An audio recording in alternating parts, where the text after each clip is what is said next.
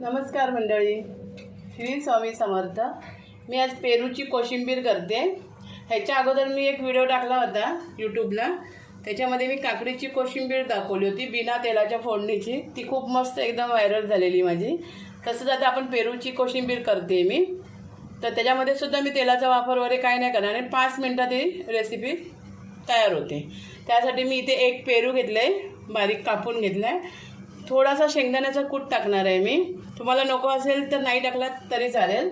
इथे एक मिरची घेतली आहे बारीक कापून, कोथिंबीर घेतली आहे आणि थोडासा चाट मसाला घेतला आहे, हे मीठ, दही।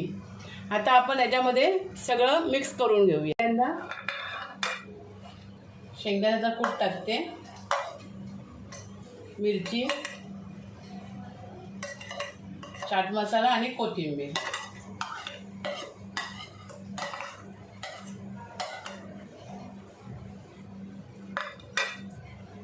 त्याच्यानंतर थोडं मीठ टाकून घेते आणि मी आपले नॉर्मलवालं मीठ नाही घेतलं आहे, पिंक सॉल्ट घेतलं आहे।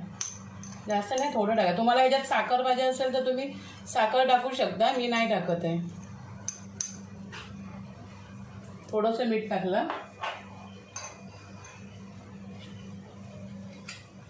आता दही टाकते,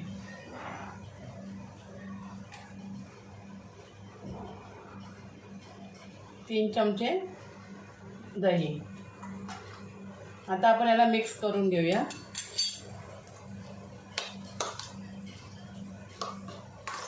ही बघा मंडळी, आपली पेरूची कोशिंबीर तयार झाली आहे।